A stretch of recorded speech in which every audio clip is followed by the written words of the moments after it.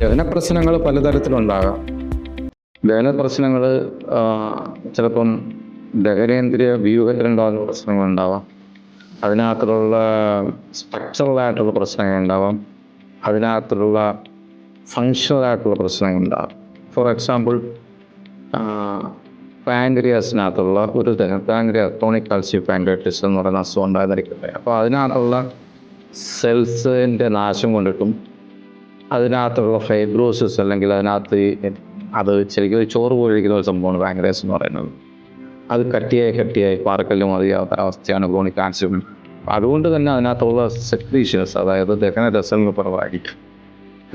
അപ്പോൾ അങ്ങനെയുള്ളവർക്ക് നമ്മൾ പാൻക്രിയാറ്റിക് എൻസൈം റീപ്ലേസ്മെൻറ്റ് തെറാപ്പി എന്ന് പറയും, റീപ്ലേസ്മെൻറ്റ് കൊടുക്കുകയാണ് ചെയ്യുന്നത്. ഈ പെർട്ട് നമ്മളെ എത്രത്തോളം തോതിലാണോ പാൻക്രിയാസിന് നാശമുണ്ടാകുന്നത്, ആ നാശത്തിനനുസരിച്ച് ഇൻക്രീസ് ചെയ്യേണ്ടി വരും. എൻസൈംസിൻ്റെ അളവ് കൂട്ടേണ്ടി വരും. അപ്പോൾ അളവും കൂട്ടിയിട്ടും വലിക്കാത്ത പ്രയാസങ്ങൾ ഉണ്ടാവാം. അപ്പോഴും നമ്മൾ മറ്റു തരത്തിലുള്ള എൻസൈംസ് റീപ്ലേസ് ചെയ്യുകയാണ് ചെയ്യുന്നത്.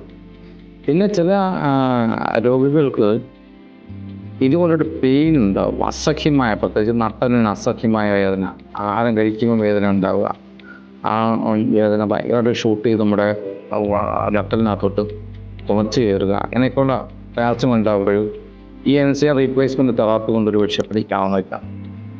അപ്പോൾ അതിന് നമ്മൾ ഈ പാൻക്രിയാറ്റിസിൻ്റെ ഒരു പ്രശ്നം എന്ന് പറയുന്നതിനകത്ത് ഈ അതിൻ്റെ ഡക്ഷനകത്തും അതിൻ്റെ ചോറിനകത്തും, നമ്മൾ ചോറെന്ന് തന്നെയാണ് പറയുന്നത്, ചോറിനകത്ത് ചിലപ്പം ഈ സ്റ്റോൺസ് ഉണ്ടാകും.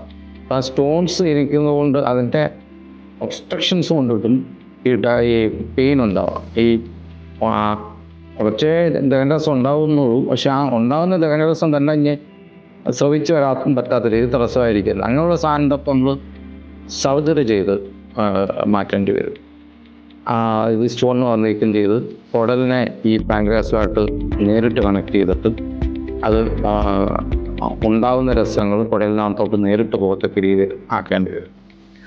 മറ്റു ചില സന്ദർഭം എന്ന് പറയുന്നത് നമ്മുടെ പിത്തക്കുഴലിൽ ബ്ലോക്ക് ഉണ്ടായിട്ട് നമ്മൾ ദേഹത്തിന് വേണ്ടിയുള്ള പിത്തരസം ആവശ്യത്തിന് ചെല്ലാതിരിക്കും. അപ്പം നമ്മൾ ബ്ലോക്ക് മാറ്റുക എന്നുള്ളതാണ് അതൊക്കെ എന്ന് പറഞ്ഞാൽ നമ്മൾ മെഡിസിൻ കൊണ്ട് മാറ്റുന്ന സംഭവമാണ്. അതിന് സർജറി ആവശ്യമായിട്ട് വരും. അപ്പം ചില ഇൻഡിക്കേഷൻസ് ഉണ്ട് സർജറി കൊണ്ട് മാറ്റാവുന്നത്, ചില ഇൻഡിക്കേഷൻസ് ഉണ്ട് മെഡിസിൻ കൊണ്ട് മാറ്റാവുന്നത്. അപ്പോൾ ഏതാണെന്ന് കണ്ടുപിടിക്കുന്നത് ഗ്യാസ്ട്രോഎൻട്രോളജിസ്റ്റിൻ്റെ ചുമതലയാണ്.